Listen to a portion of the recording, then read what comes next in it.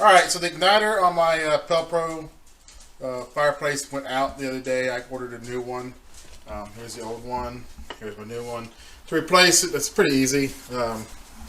Take off your side panel. This is the Pellet Pro PP130.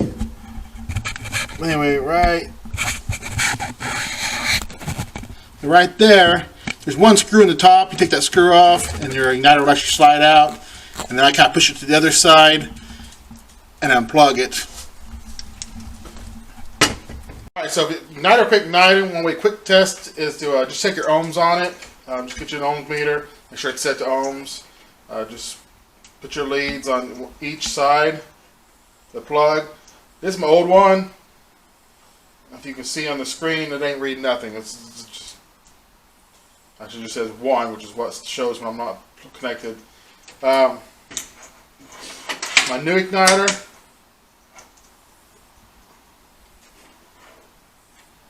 It shows that one there was showing 52.2. Every igniter is going to have different ohms readings, so just kind of see what the manufacturer is on it. This igniter here is actually, I didn't order it through Pellet Pro, I ordered it through Amazon.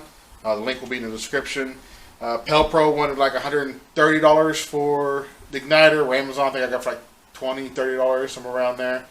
So anyway, to install it, it's just pretty much the opposite of taking it off. And then it comes with a plate to put on there. I slide it on.